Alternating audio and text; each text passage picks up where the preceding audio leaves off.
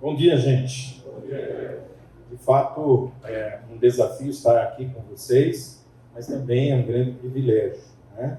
Eu quero agradecer a presença de todos e juntos aqui nós vamos aprender um pouquinho mais da palavra de Deus. Eu quero agradecer a liderança, né, por ter me escolhido, né, e ter confiado em mim na transmissão da palavra de Deus. Também quero parabenizar essa liderança por esse tema, que é um tema tão importante, um tema muito importante, e eu quero dar os parabéns à liderança pela escolha desse título que nós vamos estudar aqui hoje, né? E quando se fala de sucesso de trabalho, é um tema que chama a nossa atenção, né? Já colocou primeiro aí? Chama a nossa atenção. Esse assunto é tão importante, que basta você ir numa livraria e você vai ver a quantidade de livros existentes tratando desse assunto. Uns são fantasiosos, né? Outros são bons. E sou eu que mudo aqui?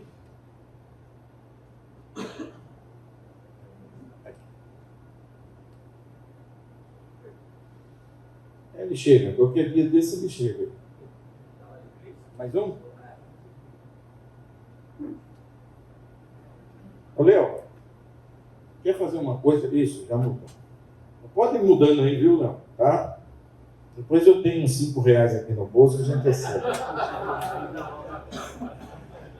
Então eu trouxe aí, veja como, né, os títulos são sugestivos, né? Do 1000 a 1 milhão.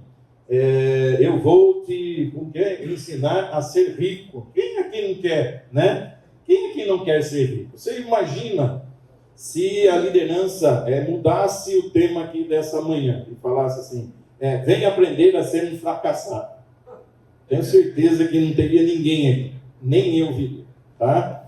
Por quê? Porque isso é interessante, né? O sucesso, ser bem sucedido na vida, isso é algo que chama, de fato, a nossa atenção. Mas eu não vou pegar nenhum livro desses daí, né? Esses não são escritos por cristãos, apesar de falarem que o Tiago faz 1 ano e meio, mais ou menos, que ele se converteu, né? Mas eu não sei com precisão. Mas se tem um livro que trata desse assunto, que eu queria indicar para vocês, é esse daqui do Timothy Keller. Vocês podem comprar, né? É muito bom.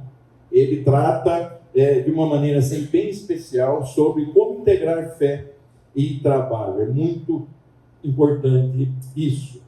Mas que a minha proposta aqui com vocês hoje era dar um voo panorâmico na Bíblia e mostrar quantas citações, quantos exemplos, quantas referências na Bíblia a gente tem falando sobre finanças, sobre dinheiro, sobre economia, sobre empreendedorismo. Nós temos tudo isso na Bíblia. Eu ia fazer um passeio com vocês aqui, mas eu vi que o tempo não seria possível.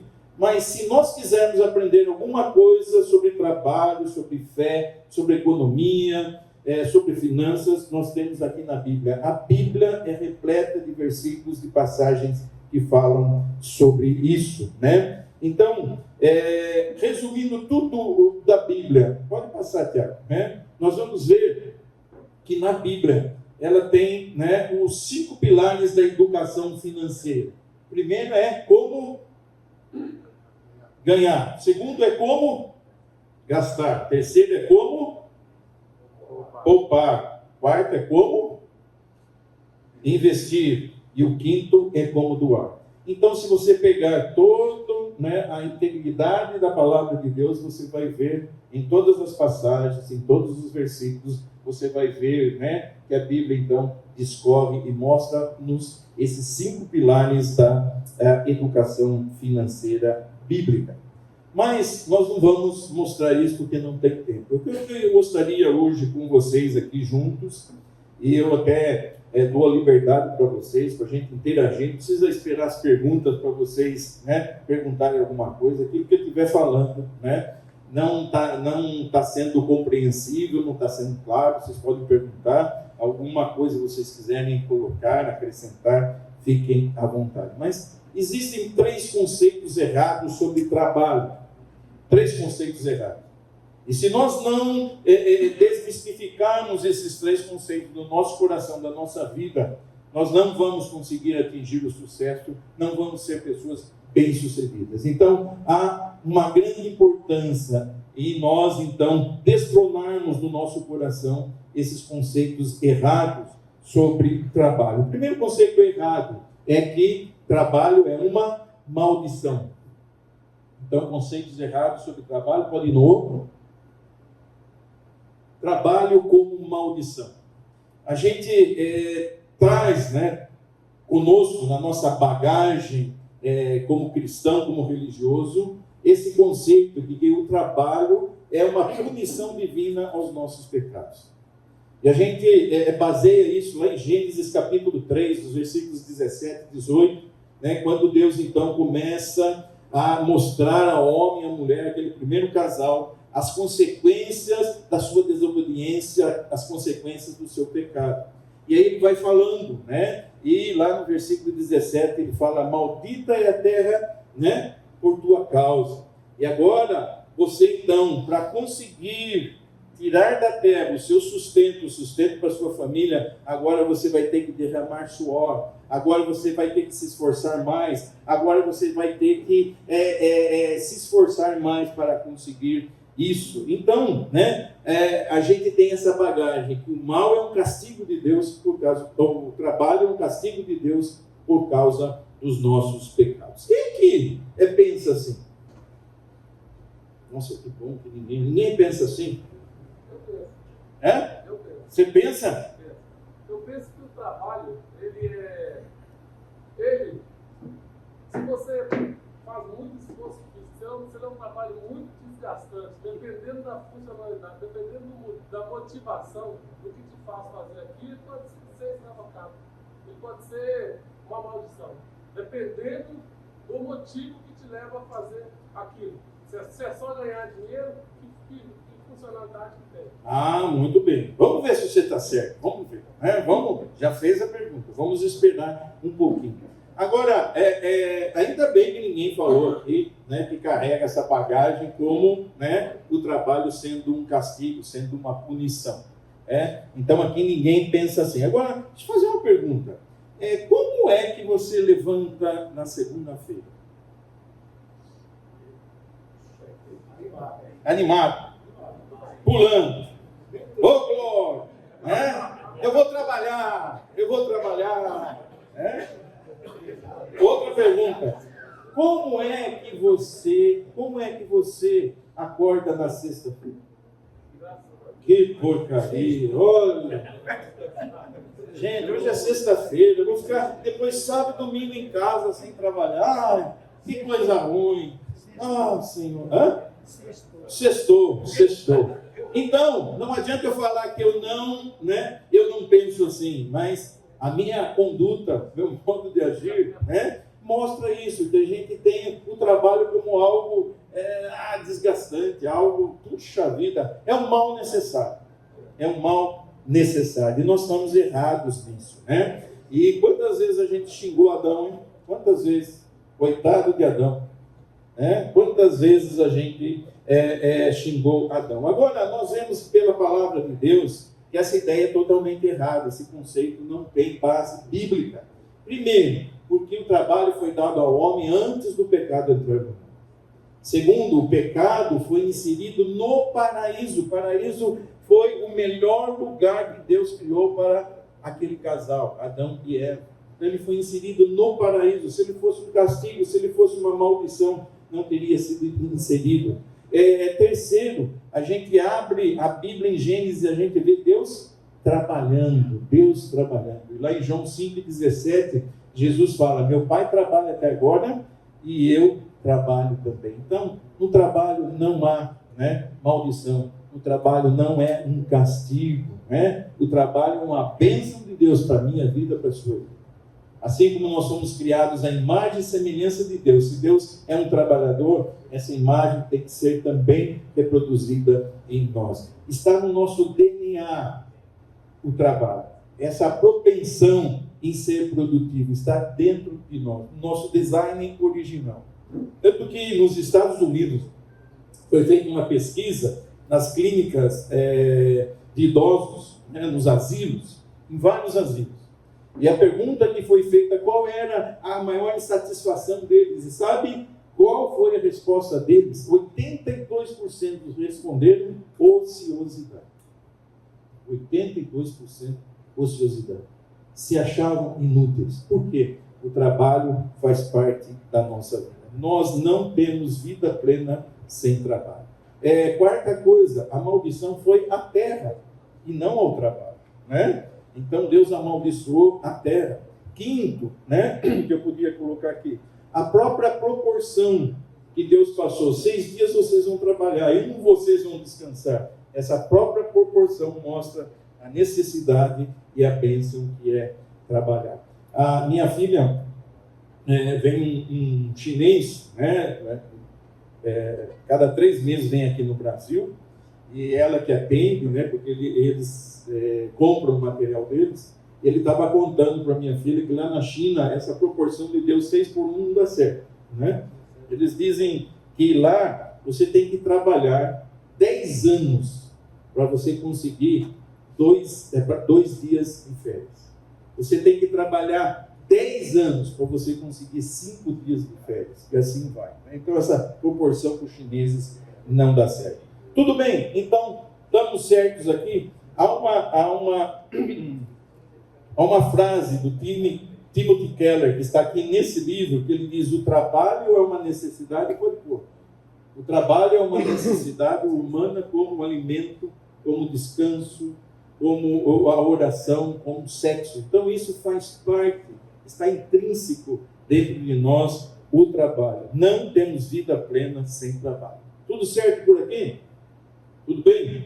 Segundo conceito errado. Qual é o segundo conceito errado? Trabalho não é espiritual.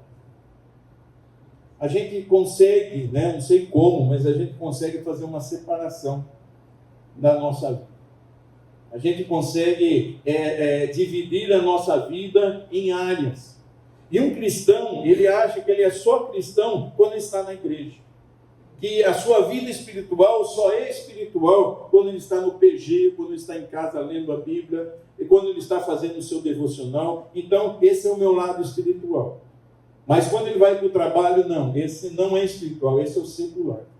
A gente faz essa divisão entre espiritual e secular, entre profano e sagrado, entre coisas do mundo e coisas de Deus. E, gente, não existe esse tipo de separação.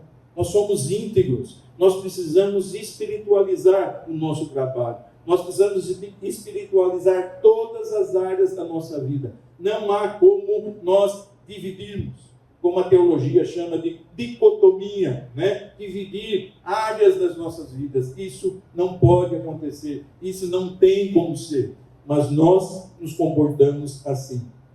1 Coríntios 10:31 diz assim: quer vocês comam, quer vocês bebam, quer vocês façam qualquer outra coisa, façam para a glória de Deus. O meu trabalho, Deus está ali? Tá. Meu trabalho é espiritual? É.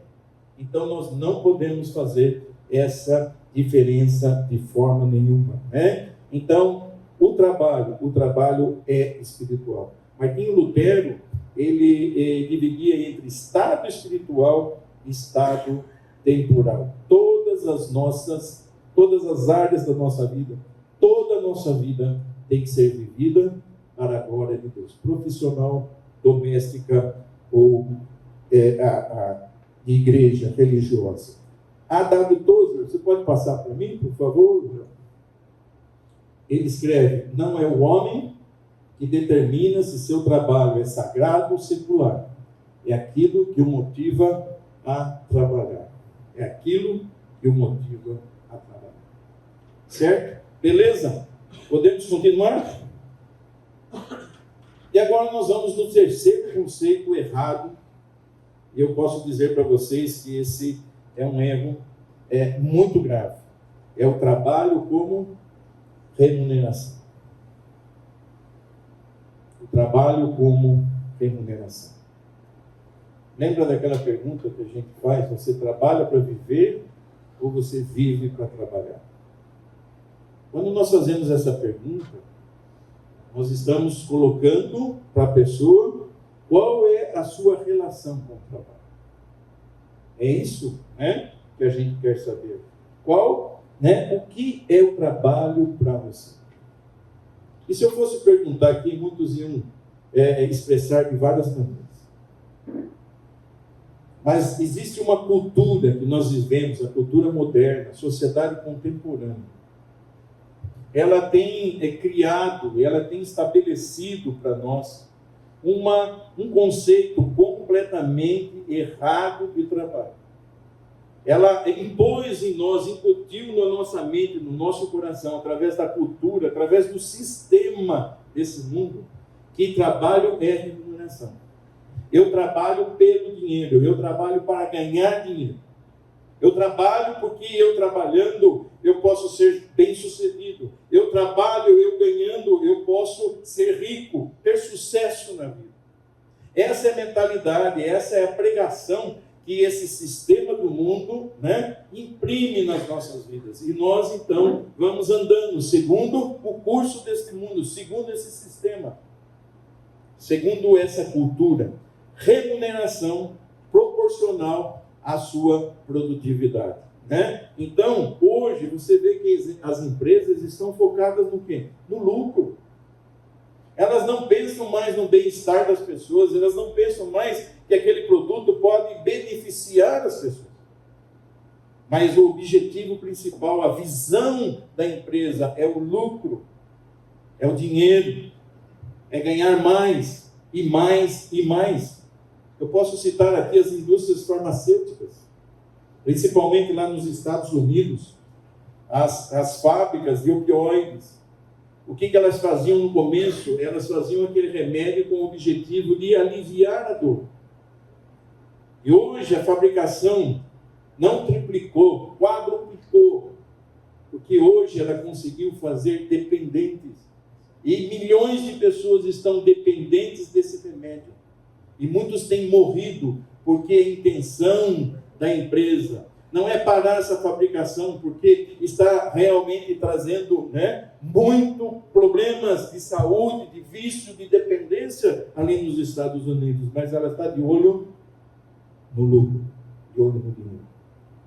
É essa mentalidade, dessa cultura, desse sistema impregnando nas nossas vidas. Existem 2 filmes na Netflix, eu até recomendo vocês assistirem, né? A Prescrição Fatal e o Império da Dor. Assistam e vocês vão ver como o Império da Dor e Prescrição Fatal. Sério. Vocês vão ver como que a indústria farmacêutica nos Estados Unidos, o caos que ela está trazendo e o que ela está proporcionando às pessoas. A Dorothy Sayers, ela no seu livro Crença ou Caos, ela diz uma coisa, não generalizando, ela diz: muitos médicos exercem a medicina não com o objetivo primeiro de aliviar o sofrimento das pessoas, mas de ganhar dinheiro. Muitos advogados aceitam causas não porque são apaixonados pela justiça, mas para ganhar dinheiro. E ela então escreve no final: muitos soldados foram convocados e descobriram uma nova e surpreendente satisfação no trabalho. É que pela primeira vez se descobrem fazendo algo não pelo dinheiro, mas somente pelo interesse de cumprir uma missão. Eu, para notar a diferença, esse tem sido o conceito desse sistema que nós vivemos, esse sistema do mundo, levando a gente a pensar e agir como que, né, pensando na nossa remuneração, não pensando no bem-estar das pessoas, não pensando no nosso próprio bem-estar, mas pensando simplesmente em ganhar, ganhar, ganhar e ganhar. Essa é a mentalidade desse mundo. Agora, gente, remuneração não deveria ser resultado. Desculpe, a remuneração, ela é um resultado, ela não é um fim em si. Pelo menos deveria ser, né? O dinheiro como um meio, ele é uma bênção, mas como um fim, ele é uma maldição. E hoje, para a gente notar bem isso, né, e para a gente perceber um pouquinho desse sistema, eu queria perguntar para cada um de nós aqui, qual a sua definição de sucesso? O que é sucesso para você? Se alguém perguntasse como você definiria, o que você falaria? Pode falar. A vida funcionando. A vida funcionando. E mais? Desfrute. Desfrute. Desfrute. Nossa, reconhecimento. Reconhecimento. O que hoje define seu sucesso profissional? O que é ser uma pessoa bem-sucedida? No conceito do mundo, no conceito moderno, nessa sociedade contemporânea. Como que define que você é uma pessoa bem-sucedida? A casa que você mora, o carro que você tem, as viagens que você faz, o colégio em que seus filhos estudam, não é isso? O plano de saúde que você tem. Eu lembro que quando eu mudei para Jundiaí, eu mudei num apartamento, né, num prédio de, não vou dizer alto padrão, mas de um padrão médio, muito bom. E um dia eu descendo na garagem, veio um morador lá e falou: você é dono do seu apartamento ou você aluga? Eu falei: eu alugo. Aí eu falei: eu estou vendo mesmo pelo seu carro. Caramba, eu não era Brasília, viu? É uma Tracker do 2015 que eu estou até hoje com ela, né? Então as pessoas definem a gente por aquilo que a gente tem. Então, as minhas posses se transformam na minha identidade. Eu sou aquilo que eu tenho. Eu sou aquilo que eu tenho. Então, se eu não tenho nada, eu não sou nada. Eu não sou nada. É essa a filosofia. Filosofia não, é esse o sistema. Essa é a cultura do mundo. E diz, eu não sei onde eu li, né? Ele fala assim: para você ser alguma coisa, você precisa ter coisas, você não é nada. Porque a grandeza sua está nas coisas. E, gente, esse é o conceito do mundo sobre trabalho, sobre sucesso, sobre como ser bem-sucedido. É essa a mentalidade que está arrastando muitos de nós, né? Quem precisa ter muito para ser alguma coisa não é nada, né? Porque a sua grandeza está nas coisas. E aí, então, entra a crise de identidade. Eu não sei mais quem eu sou. Porque o mundo julga que eu sou aquilo que eu tenho. Então, o ter está acima do ser. Eu perco a minha identidade. Se eu não tenho nada, então eu não sou nada. Né? É assim que o mundo vê as coisas, a crise de identidade. No Antigo Testamento, a riqueza era uma bênção, mas no Novo Testamento, a riqueza, sabe o que é? O contentamento. O contentamento. Abram suas Bíblias, né, se vocês trouxeram, em Filipenses 4:11. Filipenses 4:11.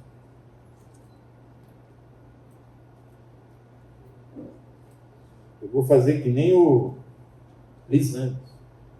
Ele não trouxer a Bíblia no outro encontro, não vai entrar. Não vai comer. Tá certo? Quem vai ler Filipenses 4:12? 11. Pode ler. Não digo isso porque está necessitado, pois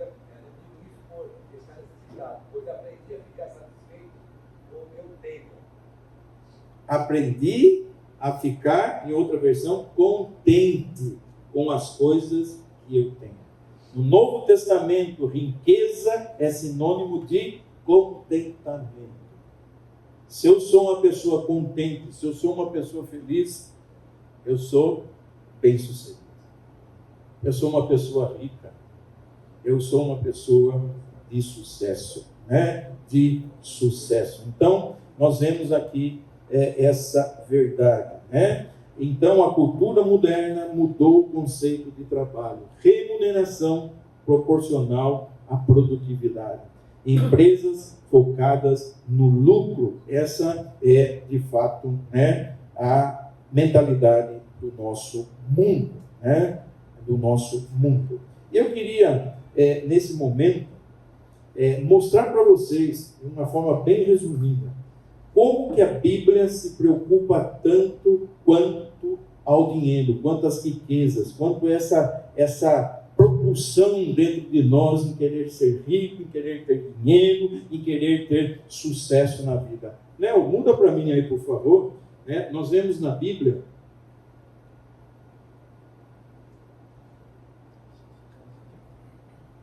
Parou? Parou por quê? Não. A Bíblia e dinheiro. De volta no Bíblia e dinheiro. Bíblia e dinheiro. Não. Mais um para frente. Até as 11 a gente sai daqui. Entende? Até as 11 não. Da noite, né? A gente sai daqui. Aí chegou aí. Muito bem. Então, olhem a proporção. 16 das 38 parábolas de Jesus tratam de dinheiro. 2.350 versículos sobre dinheiro e posses na Bíblia. Há 2.350 versículos e apenas 500 sobre fé e oração.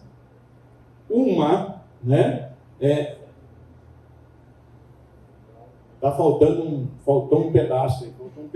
Eu que fiz isso ontem à noite, né? Apareceu. Em cada 7 versículos dos evangelhos tratam de dinheiro. Vocês acham que isso tem importância na nossa vida ou não? Por que será que a Bíblia trata tanto desse assunto? Porque ele é vital, porque ele é essencial, porque ele é muito importante na minha e na sua vida. Eu quero ler com vocês 1 Timóteo capítulo 6 e o versículo 6. Ele diz o seguinte: de fato, grande fonte de lucro é a piedade com o contentamento. Porque nada temos trazido para o mundo, nem coisa alguma podemos levar dele. Tendo sustento e com que nos vestir, estejamos contentes. Ora, os que querem ficar ricos caem em tentação e cilarem em muitos desejos insensatos e perniciosos, os quais afogam os homens na ruína e na perdição. Porque o amor do dinheiro é a raiz de todos os males.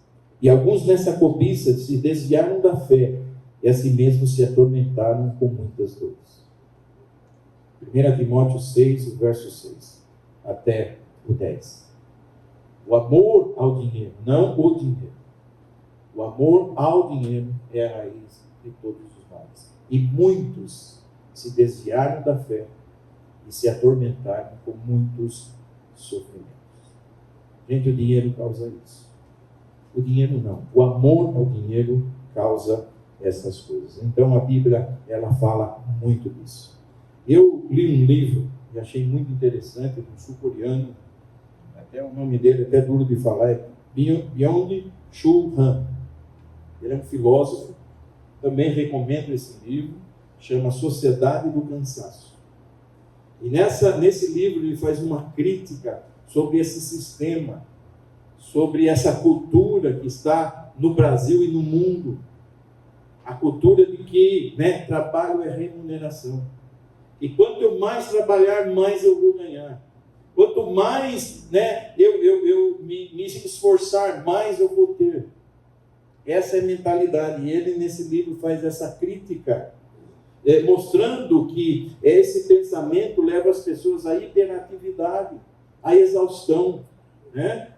Por isso que existem tantas doenças, que não é traz um cansaço físico, mas traz um cansaço mental. Por isso que a gente vê TDAH, por isso que a gente vê depressão, crise de ansiedade, pânico e outras coisas mais, o burnout e muitas outras coisas. E ele mostra esse dano, esse vírus que tem contaminado os nossos corações e nossas vidas, mostrando que houve épocas em que tinha as suas doenças fundamentais, né? As suas contaminações, enfermidades fundamentais. Ele lembra da época que a gente foi contaminado pelas bactérias, e aí surgiu o antibiótico. Então, facilmente, né, a bactéria era detectada, era identificada, e o nosso corpo, né, o nosso organismo entrava em luta para combatê-la. Depois veio a época dos vírus. E aí então surgiram as vacinas. E elas também causam isso, né? Elas detectam o inimigo ali dentro do corpo, e através das vacinas o nosso organismo vai combater. Mas ele diz, pode pôr, eu tirei um trecho do livro dele, pode pôr, Léo, por favor. Ele diz que a violência da positividade não pressupõe nenhuma inimizade. Desenvolve-se precisamente numa sociedade permissiva e pacífica. Por isso ela é mais invisível que uma violência viral. O que ele está dizendo? Gente, isso que está acontecendo conosco, né? Vamos dizer assim, essa cultura, esse sistema que tem levado a gente a querer mais, a se doar mais, a dar o máximo de nós para ter, para conseguir. Por quê? Né? Eu estou visando o lucro, eu estou visando a minha remuneração. Para isso que eu vejo que eu vou ser feliz, que eu vou ter sucesso, que eu vou ser bem sucedido. Então, ele fala que isso que está acontecendo conosco é uma coisa imperceptível, invisível. Nós não conseguimos detectar como, né, um vírus, como uma bactéria. Há um exemplo do câncer, das células cancerígenas, porque é tão difícil cuidar do câncer. Porque o nosso organismo não reconhece essas células como inimigo. Por isso que precisa, né, de tratamento. Esses tratamentos são muito fortes, acaba com a pessoa. Porque o nosso organismo ele não reconhece aquelas células como inimigo. E hoje está acontecendo a mesma coisa conosco. Nós não estamos reconhecendo o que essa cultura, o que esse sistema está fazendo conosco, com as nossas vidas.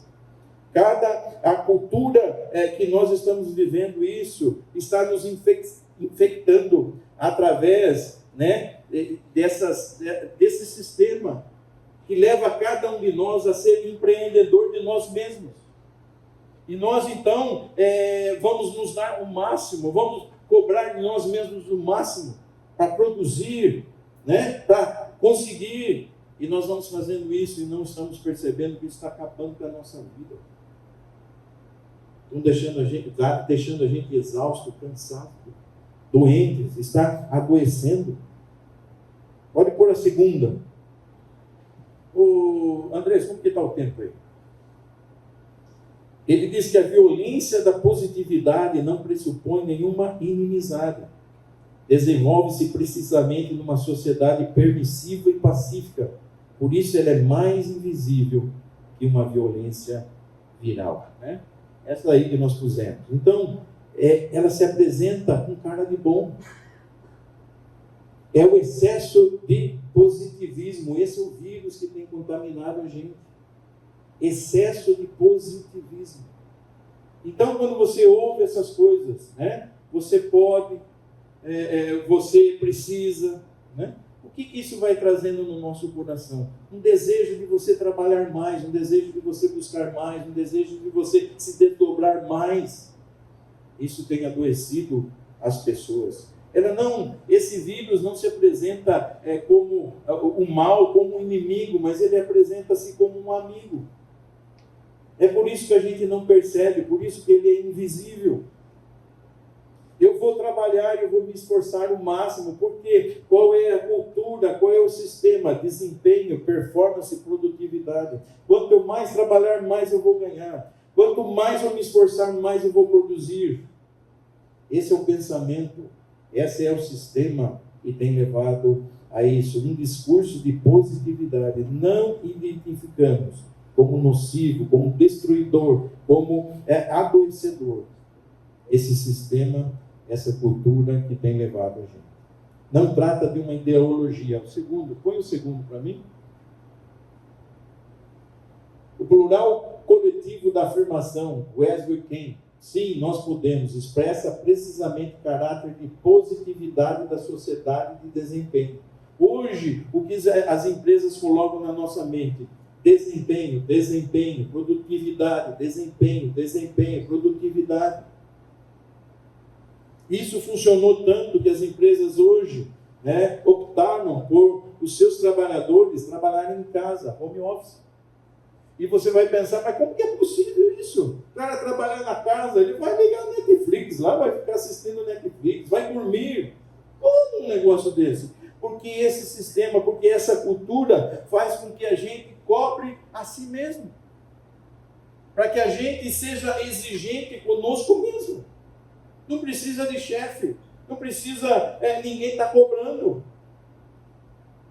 Mas e esse sistema que fala assim, você pode. Então você vai lutar para isso, para conseguir isso, para atingir isso. E você então vai ser um empreendedor de si mesmo. Eu faço o meu horário, eu que redijo as minhas regras, eu não tenho patrão, eu sou o meu próprio patrão. E a gente tenta então ser cada vez mais autônomos, independentes. Isso está adoecendo cada um de nós. É um discurso de positividade, vitória, prosperidade, empoderamento, liberdade, autonomia. Não é uma ideologia, é uma cultura. Põe o terceiro para mim, por favor. É uma cultura. Infelizmente, isso é um sistema do mundo, mas infelizmente quando a gente chega na igreja, a gente está ouvindo as mesmas coisas. Você pode, é só você ter fé. É só você fazer isso, é só você fazer aquilo. Você vai conseguir, você chega lá. Deus vai realizar os seus sonhos. Não é isso que a gente ouve. Mensagens motivacionais. Pastores coaches. Colocando esse excesso de positivismo no nosso coração, na nossa vida. Você é empreendedor de você mesmo. Você é seu patrão. Você não precisa de chefe. Você não precisa de ninguém cobrando você. E essa cultura, esse sistema, tem trazido um esgotamento físico e mental, caracterizados por transtornos, depressão, ansiedade, burnout, TDAH, pânicos, ansiedade e tudo mais. Performance, remuneração proporcional à sua produtividade. Outro slide. A heresia moderna hoje, o trabalho não é expressão da força criativa do homem a serviço da sociedade, mas apenas algo que faz para conseguir dinheiro. Verdade bíblica. Qual é a verdade bíblica? Todo trabalho é um chamado para servir a Deus e os nossos semelhantes. Até aqui, gente, beleza? Alguma pergunta? Alguma dúvida? Deu para entender? Ninguém tem nenhuma pergunta? Nossa, isso é mal. Isso é mal. Obrigado, você me salvou. Pode falar. Como conciliar, então, né? Ah, muito bem. Pode continuar. Como conciliar. Ah, muito bem. Puxa. Como é seu nome? Obrigado, cara. Como conciliar?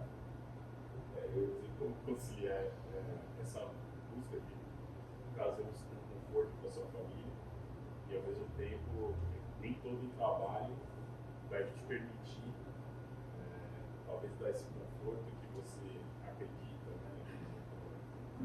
Sua semelhança, sua família. Muito bem. Como conciliar? Porque a gente sabe que nem todo trabalho tem a mesma remuneração. Não, pode parar, já foi demais. Espera um pouquinho só. Então, eu vou responder essa pergunta, mas espera aí um pouquinho. Essa cultura, vou só fechar aqui, essa cultura, ela desconecta o indivíduo do sentido mais profundo do trabalho e se vê preso a uma busca materialista e pragmática. Se você veio aqui hoje na esperança de que eu passasse para você 5 passos para o sucesso, você vai sair daqui desapontado. Se você entrou aqui esperando que eu ia indicar um caminho que levasse você à riqueza, você vai sair daqui desapontado. Né? Isso você pode achar em alguns livros, nas livrarias, mas são fantasiosas, são irreais. Né? Mas eu queria falar um pouquinho para vocês do que a Bíblia, como que a Bíblia vê o trabalho. A gente só falou que todo trabalho é um chamado para servir a Deus e nossos semelhantes. Quem puder, abra lá em Colossenses capítulo 3. Por favor. Colossenses, Filipenses, Colossenses capítulo 3. E nós vamos chegar aí na pergunta. Tá? Versículos 23 e 24. O que ele diz? Tudo o que fizerem, façam de todo o coração, como para o Senhor e não para os homens, sabendo que receberão do Senhor a recompensa da herança. É a Cristo o Senhor que vocês estão servindo. Muito bem. Então, como que a Bíblia descreve o trabalho? Ela descreve que, independente do que eu faço, independente na empresa ou na profissão que eu sigo, tudo que eu fizer, a profissão que eu exercer, eu estou servindo a Deus e não aos homens. E Deus vai me compensar. Deus vai retribuir segundo as suas riquezas. Versículo 23 e 24. Mesmo Colossenses 3. Desculpe, nós já lemos. Versículo 17. Tudo o que fizerem, seja em palavra, seja em ação, façam-no em nome do Senhor Jesus, dando por meio dele graças ao Pai. Muito bem. Então, tudo que a gente tiver fazer, mesmo que você ache que você não está na profissão certa, todo o trabalho é uma oportunidade, é um privilégio que Deus dá para você servir. Todo o trabalho. Você vai falar, o meu trabalho é muito desgastante. Todo o trabalho é uma oportunidade, um privilégio dado por Deus para servirmos a Ele e para servirmos ao próximo. Se a gente for lá em Efésios capítulo 6, Efésios 6. Nossa, eu estou perdidinho na hora aqui, Andrés. Oração. Estou perdidinho na hora. Já foi 20 minutos ainda? Tudo isso? Tá louco. Eu estou achando que eu já tinha disparado o negócio aqui. Muito bem, então, Efésios 6, versículos 5 a 9.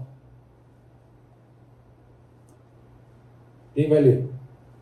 Quanto a vós, outros servos, obedecei ao vosso Senhor, segundo a carne, com temor e tremor, na sinceridade do vosso coração, como a Cristo, não servindo à vista como para agradar a homens, mas como servo de Cristo, fazendo de coração a vontade de Deus.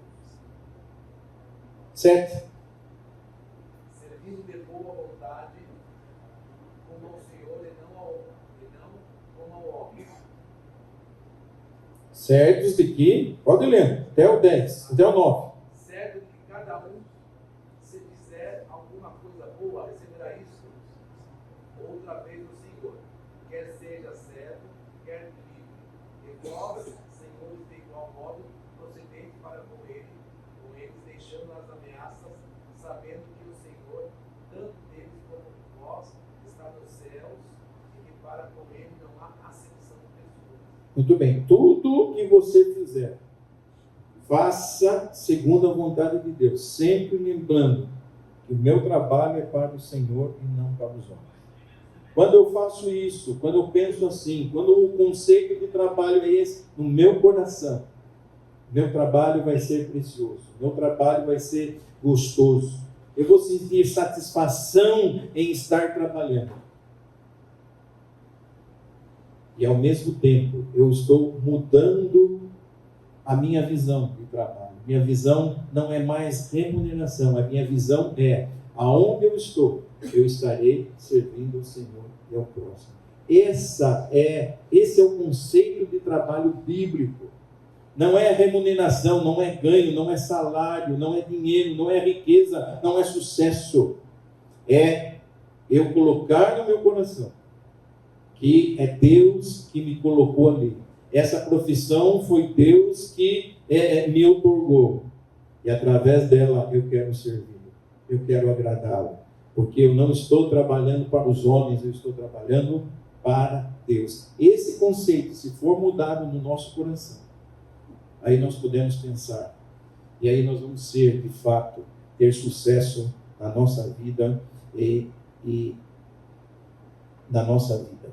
Eu tenho um casal lá em Piracicaba, na igreja de Piracicaba, ele é carteiro.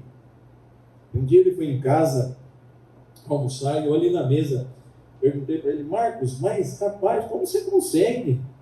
Esse sol quente, você andar, né? Ele entregava as cartas andando, né? Não era de moto, não era casa em casa. Ele morava em São Pedro, uma cidadezinha a 30 minutos de Piracicaba. Cidade pequena. O Grande Hotel. Ali é Águas de São Pedro. Depois mais 6 quilômetros é São Pedro, né? E lá eu entendo, hein? Eu morei só 53 anos em Piracicaba. E eu perguntei para ele: como você consegue, Marcos? Como barbaridade no sol quente desse, andando de casa em casa, pegando carta e tudo. Ele olhou para mim assim com um sorriso, um olhar assim, né? Ele falou assim para mim: Eliezer, é o melhor trabalho do mundo. É o melhor trabalho do mundo. Ele falou: eu conheço todas as pessoas de São Pedro. Quando eu não estou com o uniforme do correio, aonde eu vou, eles chamam: ô Marcos, eu conheço todo mundo. E eu posso falar de Jesus para cada pessoa que eu entrego uma carta. É o melhor emprego do mundo. Eu agradeço a Deus pelo emprego que eu tenho. Aí, eu vou perguntar para vocês: esse rapaz, ele é um homem de sucesso? Ele é bem sucedido? Ele é bem sucedido? Por quê? Porque o conceito de trabalho dele não é o conceito do sistema desse mundo, não é o conceito da cultura desse mundo. O conceito é que aonde ele está servindo ao Senhor. E uma coisa eu admirava do Marcos, porque aqui, esses versículos que nós lemos, tem a promessa de Deus, que Deus vai nos recompensar por essa mudança de visão, por não deixar esse vírus contaminar o meu coração, o meu conceito de trabalho. Mas eu vou olhar para a Bíblia e eu quero extrair da Bíblia o que é trabalho para a minha vida, o que é sucesso para a minha vida. Esse Marcos, eu sempre admirava ele, construiu uma casa maravilhosa. Todos os anos, cada 2 anos ele trocava de carro, sempre um carro zero. Não um carro, mas um carro zero. E comportava ele, a sua mulher e seus 2 filhos. Cada ano ele fazia uma viagem. E eu pergunto: um salário de um carteiro. Mas por quê? Porque ele não estava com os olhos voltados para a remuneração. Ele estava com os olhos voltados para a satisfação em trabalhar e servir ao Senhor através desse emprego no correio. Muito bem. Eliezer, você falou. Ao que eu vim aqui ouvir, você não falou. Eu quero saber de sucesso. Eu quero saber como eu concilio, então, né, essas coisas. Muito bem, se você quiser. Mas vamos lá, né? Vamos lá. Como um negócio desse? Você não falou de sucesso, você só falou de trabalho, você mostrou umas coisas ali, mas aquilo que eu vim aqui querer saber, até agora você não falou nada. Não falei, não vou falar. Tinha um irmão aqui em São Paulo, João Roberto, ele trabalhava no Banco Central, lá na gráfica, onde fazia o dinheiro. Ele era diretor ali da gráfica. E um dia, ele foi lá em casa e contou que eles foram fazer um curso, né? O Banco Central ofereceu um curso para eles, para que eles detectassem notas falsas. Aí, o curso era de 5 dias. Primeiro dia, nota verdadeira. Segundo dia, apresentava nota verdadeira. Terceiro dia, nota verdadeira. Quarto dia, nota verdadeira. Quando foi no quarto dia, todos que estavam fazendo esse curso falaram: um pouquinho, nós viemos aqui para aprender, para saber qual é a falsa, e vocês só mostram a verdadeira, por que vocês não mostram a falsa? E aquele que estava dando o curso disse: porque basta você saber a verdadeira, que você vai conseguir identificar a falsa. E, gente, se você quer saber o que é sucesso, você quer saber o que é ser bem-sucedido, basta você olhar para a Bíblia e você vai ver a verdade da Bíblia. O sucesso não está nas riquezas. O sucesso não está em casas maravilhosas, em carros de luxo. A riqueza está em você reconhecer que você é um servo de Deus e você está aqui para servir. Independente do que você faz, independente do quanto você ganha, desde que você desarraigue, que você tire do seu coração esse conceito que o trabalho é dinheiro, o trabalho é riqueza. E desde que você descanse nas promessas e confie em Deus, e você então vai saber dosar, você vai saber amenizar entre o que você está fazendo e o que é riqueza e é sucesso na sua vida. Nós estamos aqui para servir a Deus e para servir ao outro. Põe ali, né? John Wesley, ele tinha uma regra na sua vida. E John Wesley, essa regra, ele diz: faça todo o bem que puder, por todos os meios que puder, de todas as formas que puder, em todos os lugares que puder, em todas as ocasiões que puder, por mais tempo que puder. Deus deu-nos dons, Deus deu talentos para cada um de nós, Deus deu inteligência. Ele quer que nós usemos isso para beneficiar o maior número de pessoas, porque o mandamento de Deus é amar a Deus sobre todas as coisas, amar o próximo e servir ao próximo como a nós mesmos. E tem uma frase, pode pôr o outro slide, nós vamos finalizar. O objetivo da vida não é conquistar um lugar ao sol, é alcançar fama e sucesso, mas perdermos na glória de Deus. Perdermos na glória de Deus. E para você não dizer que eu não falei nada de sucesso e não sair tão frustrado daqui hoje, eu vou dar uma palhinha. Vamos para Jeremias capítulo 17 e eu vou fechar com isso. Jeremias capítulo 17.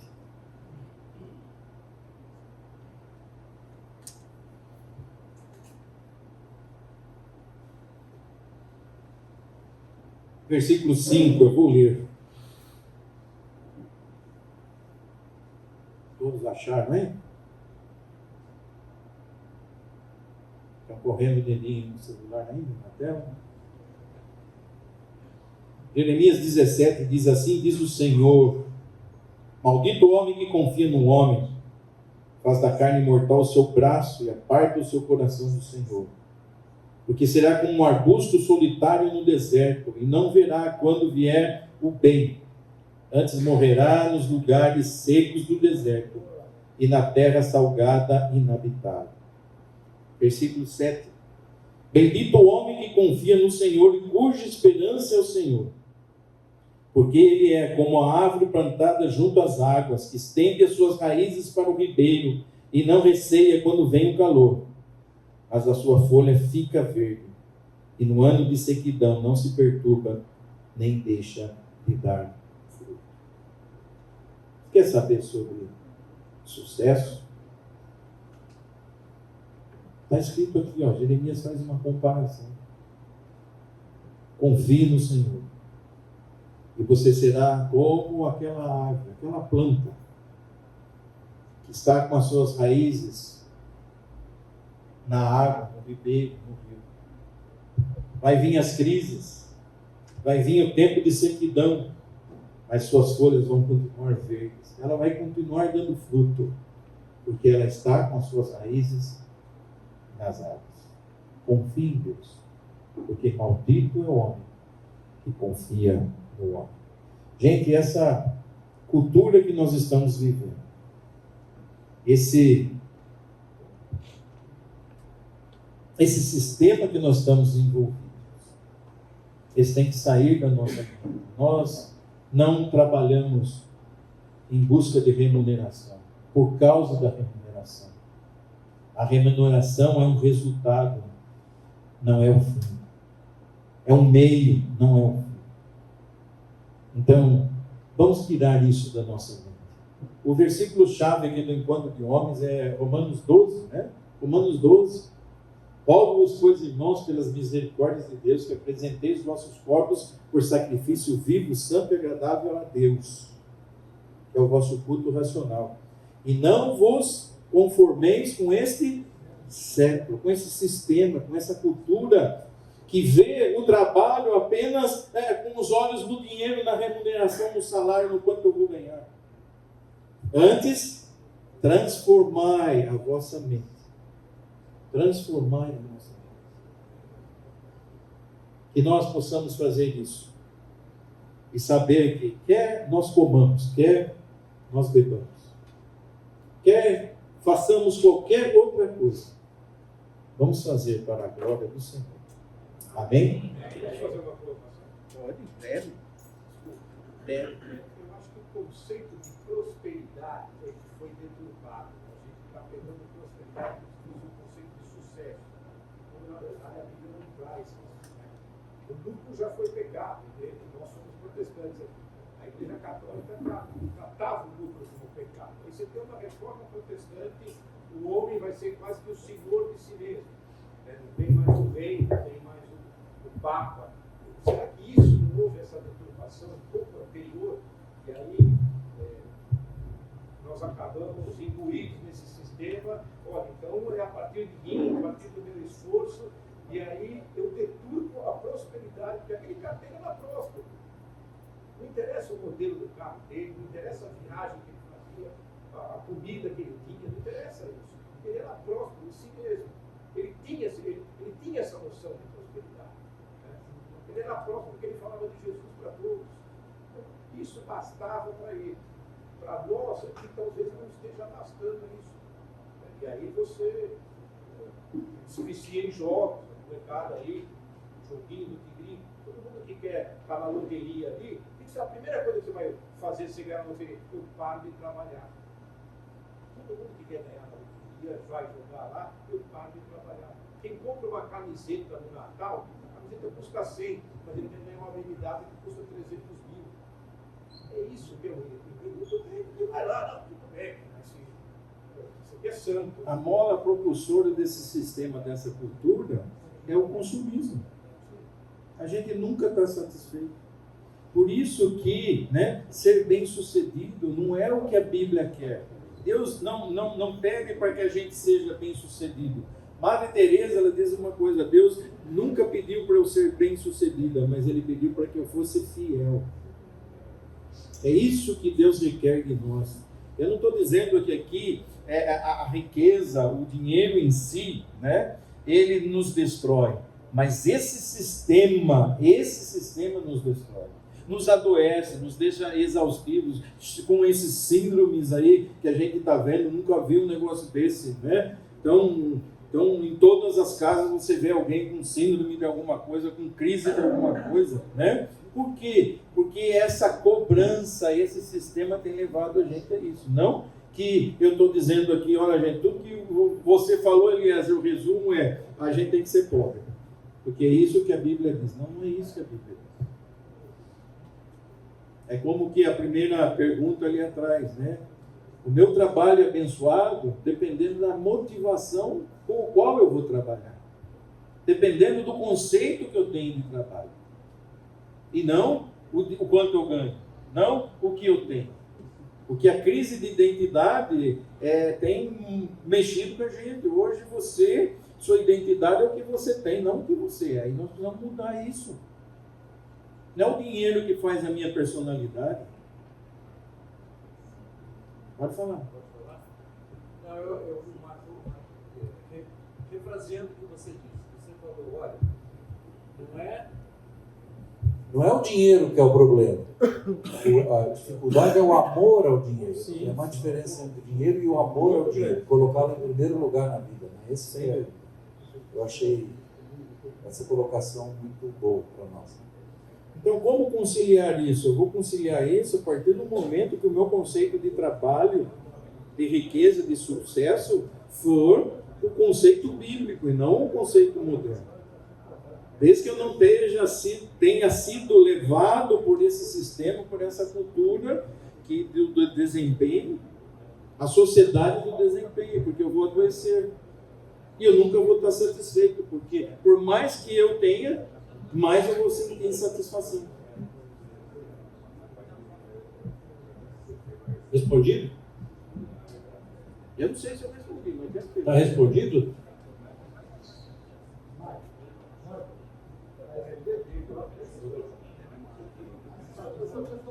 Quem não quiser se expor também pode fazer a pergunta pelo QR Code, tá?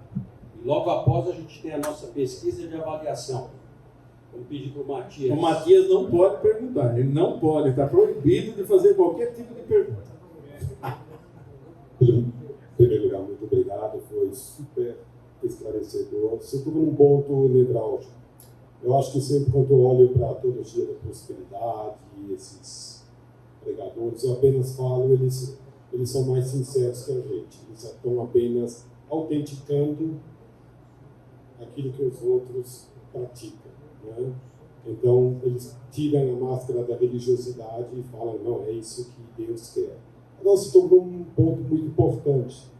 Eu vejo que o problema é o materialismo, o consumismo, medir a pessoa pelo carro. A gente vê hoje até pessoas que são líderes espirituais muito apegados à imagem. E eu sempre falo, isso é muito ruim, porque o líder espiritual deveria ensinar a nós, simples mortais, como ficar desprendido. E aí você tocou na identidade. Como é que a gente pode trabalhar isso melhor na igreja, a identidade? Porque isso tem também... A gente fala muito pouco sobre o caráter de Deus, de quem é Deus. Hoje em dia as igrejas são moralistas. Faça isso, não faça isso, seja bonzinho, blá, blá, blá, desempenho. Né? Mas poucos falam de Deus, poucos falam de identidade. Como podemos trabalhar isso para termos saúde mental? Eu acho que a pergunta sua foi tão bem feita que você poderia dar a resposta.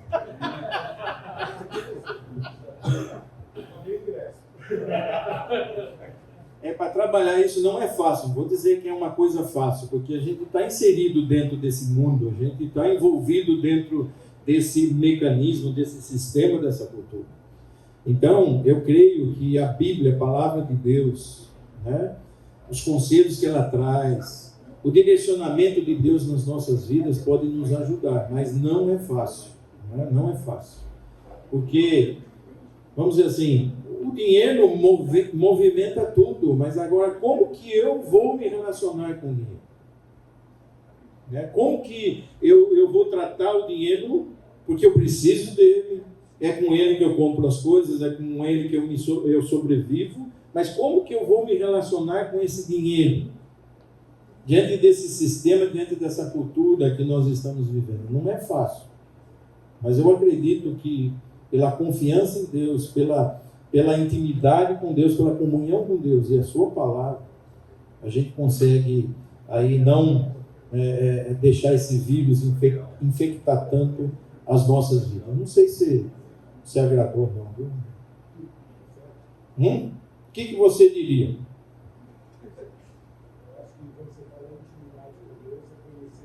Conhecer a Deus.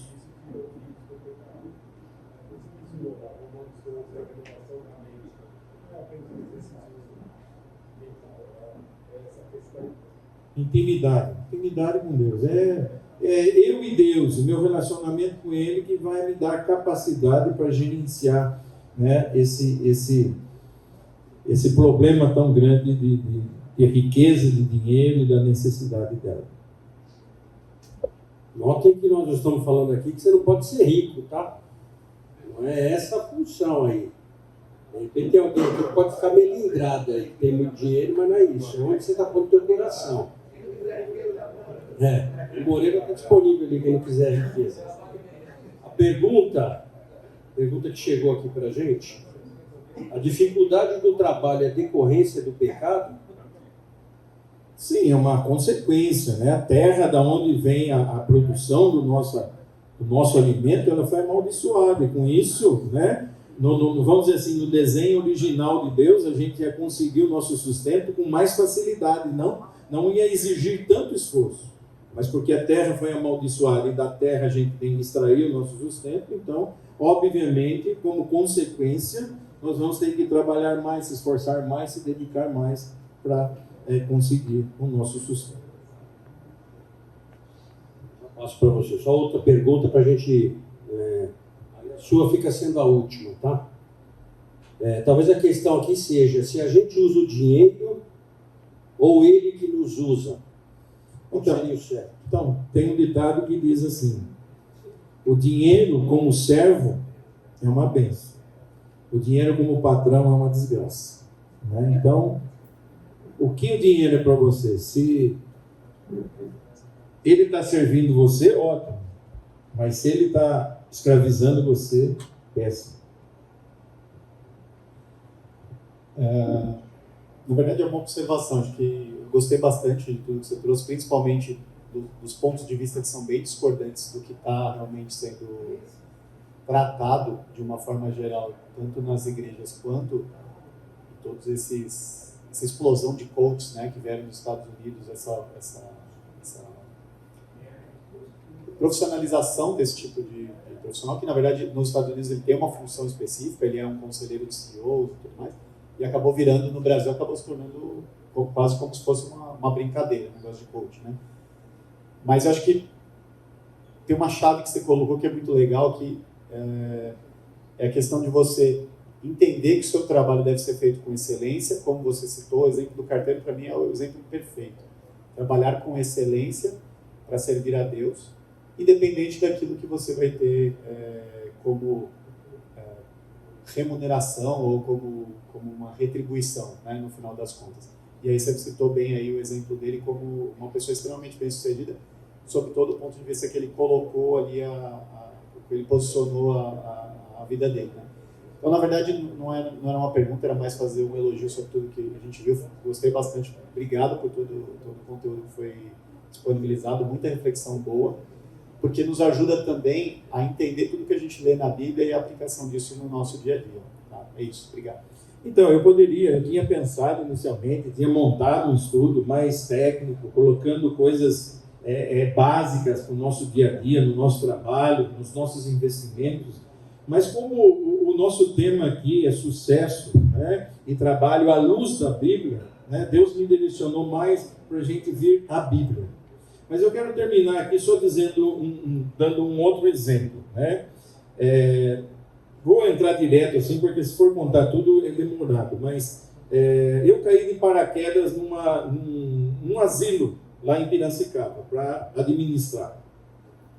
E a gente estava em 10 pessoas, quando na primeira reunião, quando foi apresentada as contas, esse asilo, né, essa clínica de idosos, ela estava falida, estava com uma dívida tremenda. 10 líderes de igreja, né, que ganhamos a chapa lá para cuidar desse asilo. Quando eles viram a dívida, foram embora, como que baratas quando, né, tomam um baigon, sumiram. Aí no outro dia eu fui lá com a moça, a secretária e com a assistente social, eu falei, e agora, viu? Se a gente for embora, se eu também sair daqui, a gente vai sofrer alguma consequência? Eu falei, vocês vão responder judicialmente. Eu falei, poxa vida, né? Então tem que ficar. Falou, senão vocês vão ter que coisar. Eu falei, tá. E aí elas começaram a conversar comigo e elas mostraram que fazia 5 meses que elas não recebiam um tostão. E trabalhavam com afinco naquele lugar. E nessa conversa, a Maria, que era a secretária, Eu falei, Maria, mas como você consegue trabalhar aqui sem receber nada? Ela falou, eu amo esse lugar, eu amo essas pessoas. Vocês viram a diferença de visão, de conceito, de trabalho? Aí eu falei para ela, bom, se você ama isso sem receber, se você tem essa paixão do jeito que você está mostrando na sua fisionomia, diga ao povo que eu fico. Né? E nós ficamos lá. E Deus abençoou tanto, tanto, em 2 anos. A gente conseguiu quitar todas as dívidas, recolher o fundo de garantia, acertar todos os funcionários e entregar aquela entidade para a igreja metodista que está até hoje lá, cuidando daquilo. Era um asilo enorme, tinha 118 velhinhos, tinha um mini hospital com 24 leitos, era funcionário, muitos funcionários. E do nada, sem nenhuma verba, sem nenhum recebimento. Deus abençoou tanto, né? Que aquilo, tudo foi pago, tudo foi acertado e tudo funcionando. Por quê? Porque as pessoas que estavam ali não estavam atrás de remuneração, estavam ali servindo a Deus. Estavam ali para a glória do Senhor. Apareceu mais uma aqui, é a última mesmo, e agora já é avaliação. Ainda bem. As injustiças das relações de trabalho devem ser consideradas pelo quadro maior da justiça divina? Repete de novo. As injustiças das relações de trabalho devem ser consideradas pelo quadro maior da justiça divina? Não, de forma nenhuma. Lá Paulo, em Efésios capítulo 6, ele fala de senhores, ele fala de escravos. Né? Ele fala que Deus não faz acepção de pessoas, tanto um como o outro. E ele mostra, aquele que está escravo e você pode ser livre, então busque essa liberdade. E você que é o patrão, você que é o senhor, né? Busque tratar os seus escravos da melhor maneira possível. Eu acredito que se alguém está em algum emprego, está sofrendo alguma injustiça, você deve procurar, né? outro emprego, outro trabalho. Né? Você tem que confiar em Deus. Eu acho que não é porque, que nem uma pessoa falou assim, como que eu, uma vez, né, tratando desse assunto, uma pessoa falou assim, mas como que eu sei que o trabalho que eu estou é o trabalho que Deus colocou na minha vida? É você e Deus. Como que eu vou responder isso? Né? É você e Deus, a sua comunhão com Deus, o seu relacionamento com Deus. Deus vai mostrando as coisas para você, mas você não precisa sofrer injustiça. Né? Você não precisa passar por isso. Agora, saiba de uma coisa, o seu inimigo hoje, né, não é o seu patrão, não é o seu salário, não é o governo, né? O seu inimigo hoje é esse sistema, essa cultura que nós estamos vivendo. Amém. Eu enrolo bem, né? Obrigado, Eliezer.